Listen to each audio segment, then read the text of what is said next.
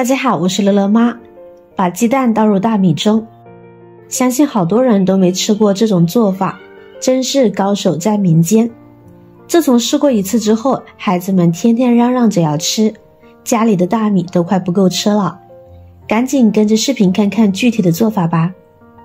根据家里人口准备适量的大米，首先在大米中倒入适量的清水，先淘洗一遍。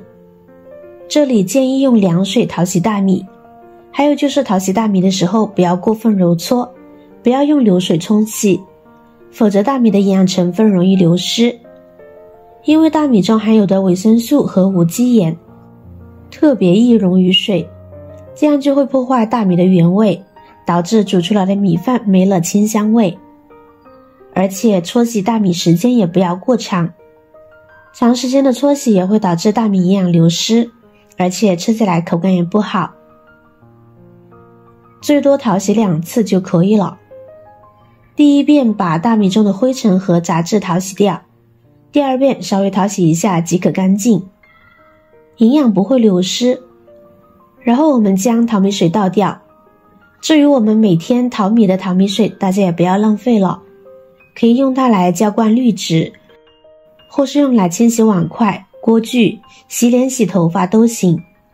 因为大米中含有的有机成分和无机成分，淘洗时都会有部分丢失在淘米水中，所以淘米水是具有一定的营养成分的。好了，废话不多说，我们进入主题。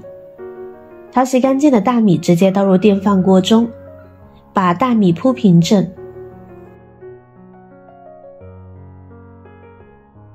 跟着我们准备一个小碗，然后准备几个笨鸡蛋，将其打入碗中。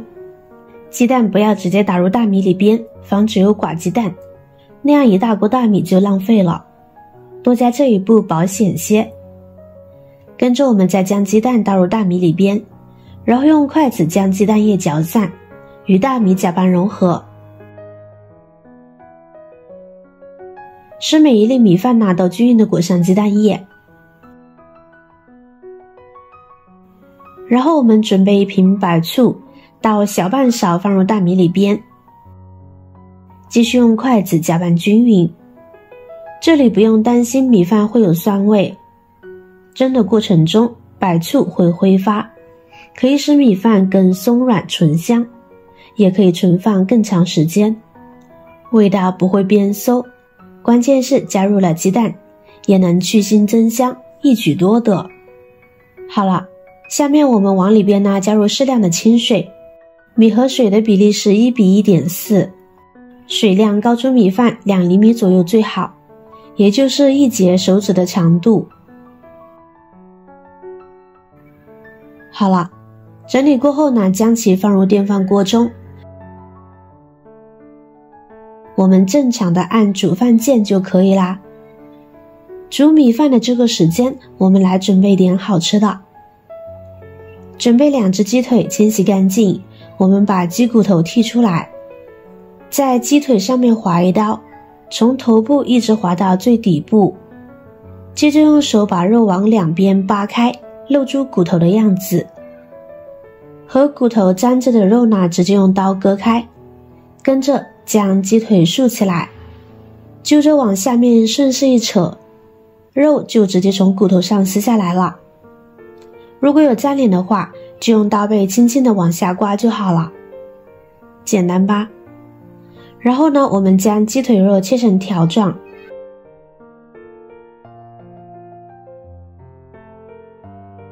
再改刀切成小块，稍微小一点点会更容易入味，因为鸡肉熟了之后是长的。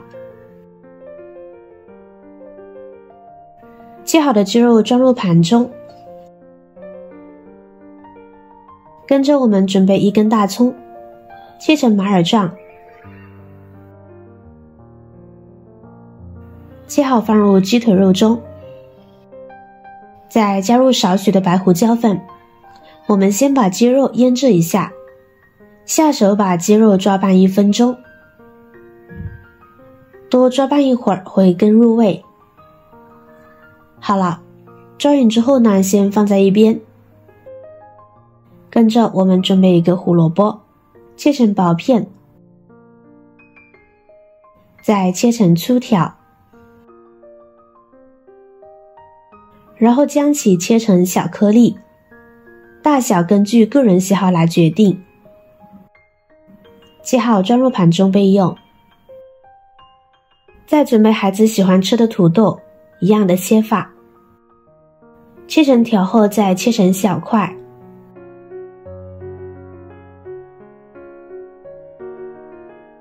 和胡萝卜装在一起备用。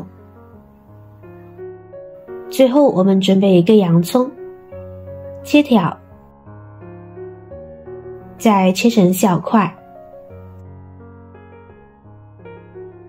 切好先放在一边。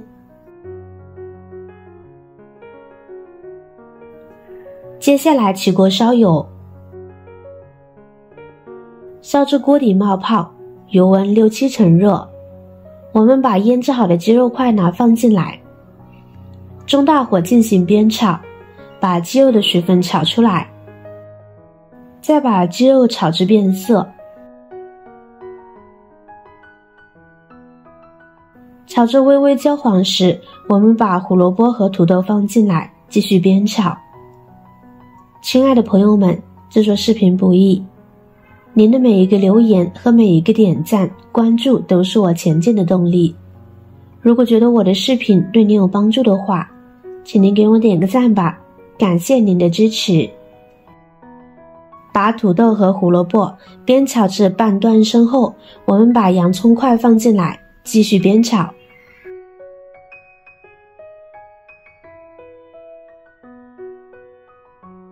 炒开后，我们往里边加入清水，刚刚好没过食材就可以。